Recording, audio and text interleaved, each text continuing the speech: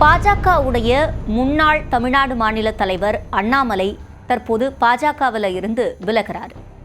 இதை தொடர்ந்து அவர் புதிதா ஒரு கட்சி ஆரம்பிக்க போறாரு, இல்லை அப்படின்னா ஒரு அமைப்பாவது ஆரம்பிப்பாரு அப்படின்ற விஷயங்கள் பேசப்பட்டுக்கிட்டு இருக்கு.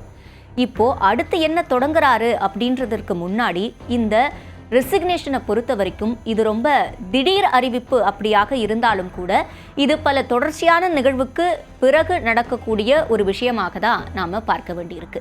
இது எங்கே இருந்து தொடங்குச்சு அப்படின்றத பார்க்கறதுக்கு முன்னாடி அண்ணாமலைக்கும் பாஜகவுக்கும் இருக்கக்கூடிய தொடர்பு என்ன அப்படின்றத முழுமையாக பார்த்துடலாம். பாஜகவை பொறுத்த வரைக்கும் தமிழ்நாட்டில் பெரும் அளவில் அதனுடைய வாக்கு வங்கியை உயர்த்த முடியாத ஒரு அளவிலே தான் பல ஆண்டுகளாக இருந்து வந்தது, பல தசாப்தங்களா அப்படின்னு கூட நாம் சொல்லலாம். அப்படி இருக்கக்கூடிய நிலையில் அண்ணாமலை இதனுடைய மாநில தலைவராக இருந்த காலகட்டத்தில் பெரிய அளவில் அதற்கு கவனம் கொடுக்கப்பட்டது அப்படின்றத நாம் நிச்சயமாக சொல்ல முடியும். பல்வேறு வகையில் இவர் தலைமையின் கீழே தமிழ்நாட்டில் பாஜக நிறைய கவனம் பெற்று வந்தது. அது எந்த அளவுக்கு வெற்றிக்கு வழிவகுத்தது அப்படின்னு கேட்டாக்கா அது சிறிதளவு சந்தேகம்தான் அப்படின்ற ஒரு விமர்சனத்தையும் நம்மளால் வைக்க முடியும். ஆனாலும் ஓரளவுக்கு வாக்கு வங்கியை உயர்த்தினதுல அவருடைய பங்கு இருக்கு அப்படின்றதுல நம்ம எந்த சந்தேகமும் இல்லாமல் சொல்லலாம். முக்கியமாக சொல்லணும்னா அண்ணாமலையை பொறுத்த வரைக்கும் கர்நாடகாவில் ஒரு ஐபிஎஸ் அதிகாரியாக இருந்து அந்த வேலையை விட்டுட்டு வந்து இந்த அரசியல் கட்சியில் இணைந்தார், பாஜகவில் இணைந்தார். அதுக்கு பிறகு தமிழ்நாட்டில் மாநில தலைவராக அவருக்கு பொறுப்பு கொடுக்கப்பட்ட காலத்தில் அவர் பல்வேறு முன்னெடுப்புகளை எடுத்தார். முக்கியமாக சொல்லணும்னா ஊழலுக்கு எதிரான நிறைய பரப்புரைகள் அப்படின்னு அவர் செஞ்சதை நிறைய பேர் குறிப்பிட்டு சொல்லுவாங்க இந்த விஷயம். அது மட்டும் இல்லாமல் என் மண் என் மக்கள்னு சொல்லி அவர் நடைப்பயணம் மேற்கொண்டார். இதெல்லாம் பெரிய அளவில் பேசப்பட்டுச்சு. இது தேசிய தலைமைக்கு அவரை ரொம்ப நெருக்கமாக வச்சிருந்தது அப்படின்னு சொல்லலாம். இதற்கு முன்பு தமிழிசை சவுந்தரராஜன் அவர்கள் மாநில தலைவராக பொறுப்பேற்றிருந்த சமயத்திலையும் அவங்களும் பாஜகவுக்கு கவனம் கொடுக்கக்கூடிய வகையில் நிறைய முன்னெடுப்புகளை ஏற்படுத்தினாங்க. அதன் தொடர்ச்சியாக தான் அண்ணாமலை பதவி வகித்தார். அதனுடைய ஒரு தொடர்ச்சி அப்படின்னு கூட இதை நாம் குறிப்பிடலாம். அதே சமயத்தில் அண்ணாமலையும் அவருக்கான ஒரு பங்கை ஆற்றியிருக்கார். அப்படி இருக்கும்போது எதனால பாஜகவில் இருந்து விலகக்கூடிய ஒரு சூழல் வந்திருக்கு அப்படின்னு பார்த்தோம்னா, நான் குறிப்பிட்ட மாதிரி தொடர்ச்சியாக நடந்த நிறைய நிகழ்வுகள். அதில் முக்கியமானது இப்போ இறுதியாக 2026 தேர்தலை ஒட்டி நடந்த நிகழ்வுகளும் அதனோட ரிசல்ட்ஸும் தான் முக்கியமான காரணம் அப்படின்றத நம்ம உறுதியிட்டு சொல்ல முடியும். அதில் முக்கியமான நிகழ்வு பார்த்தோம் அப்படின்னா அண்ணாமலையுடைய அரசியல் அப்படின்றது எப்படி இருந்தது. நான் முன்பே குறிப்பிட்ட மாதிரி ஊழல் சார்ந்த விஷயங்களை பேசி அவர் கவனத்தை ஈர்த்து வந்தார். அதற்கு அடுத்தபடியாக தமிழ்நாட்டை பொறுத்த வரைக்கும் திராவிட கட்சிகளுக்கு முக்கியத்துவம் வாய்ந்த மாநிலமாக இது இருக்கு.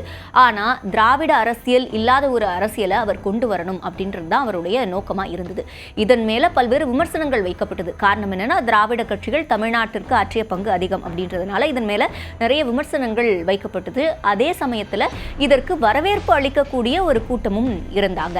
அந்த வகையில் அண்ணாமலைக்கு அதன் மூலமா நிறைய ஃபேம் கிடைச்சது, புகழ் கிடைச்சது அப்படின்றத நாம சொல்லலாம். ஆனாலும் கூட அந்த புகழ் வெற்றிக்கு உதவுச்சா அப்படின்னு கேட்டா கிடையாது. ஏன்னா அவர் சட்டமன்ற தேர்தலையும் சரி நாடாளுமன்ற தேர்தலையும் சரி போட்டியிட்டு தோற்றுதான் போயிருக்காரு. ஆனா அவருடைய சக்சஸ் அப்படின்னு நாம சொல்லும் போது நாடாளுமன்ற தேர்தல் 2024 நாடாளுமன்ற தேர்தலில் பாஜகவுடைய தமிழ்நாடு வாக்கு வங்கியை அதிகரிச்சது தான் அவருடைய சக்சஸ் அப்படின்னு சொல்லலாம். ஏன்னா அதற்கு முந்தைய தேர்தலில் அவங்க அஇஅதிமுகவோட கூட்டணியில தான் போட்டியிட்டாங்க. அதுவே நாடாளுமன்ற தேர்தலில் அதிமுக பாஜகவோட கூட்டணி வைக்க மாட்டோம் அப்படின்னு அறிவிச்சதுக்கு பிறகு தனியாக களம் கண்டாங்க.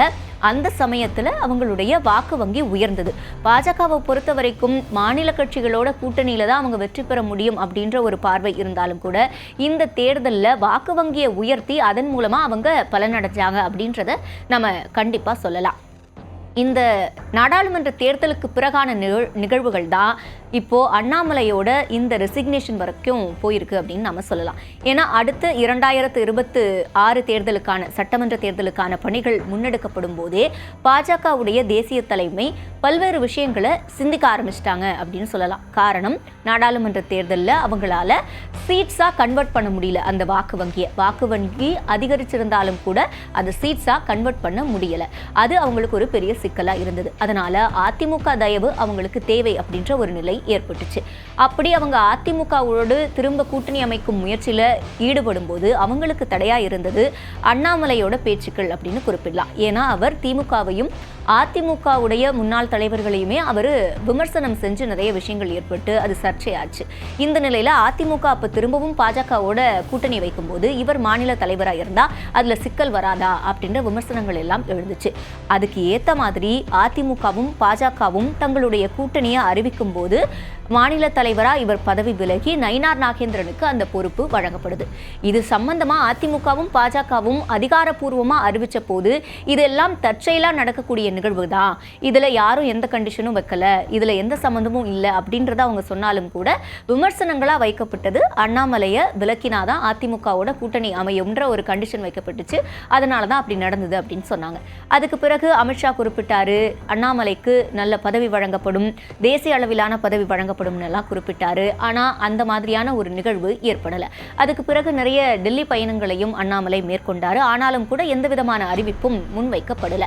அடுத்ததா 2026 தேர்தல் பரப்புரை வேலைகள், இதுலேயும் கூட நம்ம பார்த்தோம்னா பெரிய அளவில் அண்ணாமலைக்கான பணிகள் என்பது பெரிய அளவில் கொடுக்கப்படலை. அவருக்கான பணிகள் ஒதுக்கப்பட்டிருந்தது, ஆனால் முன்பிருந்த முக்கியத்துவத்தை விட அது குறைவாக இருந்தது அப்படின்றத நாம் அதில் பார்க்க முடியும். அப்போ குறைந்த அளவிலான பணிகள் அப்படின்னு வரும்போது அவர் ஒரு ப்ரெஸ் மீட்டில் அனௌன்ஸ் பண்ணுறாரு, தன்னுடைய தனிப்பட்ட காரணங்களின் காரணமாக இந்தந்த பொறுப்பெல்லாம் என்னால் செய்ய முடியாது அப்படின்னு சொல்லி அவர் சில விஷயங்களை முன்னெடுக்கிறாரு. அதன் தொடர்ச்சியாக 2026 தேர்தல் நடைபெறுது. எல்லா பரப்புரைகளும் முடிந்து ரிசல்ட்ஸ் வருது. ரிசல்ட்ஸில் கிட்டத்தட்ட 3.1% அளவுக்கு தான் பாஜகவுக்கு வாக்கு வங்கி இருக்கு. இது முந்தைய நாடாளுமன்ற தேர்தலை விட வெகுவான சரிவு அப்படின்றத நம்மளால மறுக்க முடியாது. இதை தொடர்ந்து தான் இப்போ அண்ணாமலை பாஜகவில் இருந்து விலகிறதா ஒரு ரெசிக்னேஷன் கடிதத்தை கொடுத்திருக்காரு. அப்போ இந்த 2026 தேர்தல் இந்த நிகழ்வுகள் தான் இந்த ரெசிக்னேஷனுக்கான மிகப்பெரிய புஷ் அப்படின்றத நாம அண்டர்ஸ்டாண்ட் பண்ணிக்க முடியும். அப்போ அண்ணாமலை அப்படின்ற தனிப்பட்ட நபர் தான் தமிழ்நாட்டில் பாஜகவா அப்படின்னு கேட்டால் கிடையாது. இதற்கு முன்பும் மத்திய அமைச்சர்களாக பதவி வகித்தவங்க நிறைய வின் பண்ணியிருக்காங்க, சதர்ன் ஸ்டேட்ஸில் வின் பண்ணியிருக்காங்க. அந்த இடங்களில் தான் திரும்பவும் அண்ணாமலை அவருக்கான செல்வாக்க அதிகரிச்சுக்கிட்டு இருந்தார். அதாவது சில மொமெண்டம் இருந்தது இவருடைய பீரியட்ல அப்படின்னு சொல்லலாம். ஆனா அது வெற்றியா பெரிய அளவில் கன்வெர்ட் ஆகல. ஆனாலும் கூட இப்ப விஜயுடைய தாவேகாவின் வெற்றியையும் இப்ப அண்ணாமலையோட இந்த நிலைப்பாட்டையும் நிறைய பேர் ஒப்பிட்டு பார்க்கிறாங்க. இந்த ஒரு ஸ்ட்ராட்டஜியையே டிவிக்கே எடுத்திருக்கா அப்படின்ற விஷயத்தையும் நாம பார்க்க வேண்டி இருக்கு. அதனால இனி அவர் எடுத்து வைக்க போகும் அடுத்த கட்ட நகர்வு என்னவாக இருக்கும், அது என்ன தாக்கத்தை ஏற்படுத்தும் அப்படின்றதையெல்லாம் நாம பொறுத்திருந்துதான் பார்க்கணும்.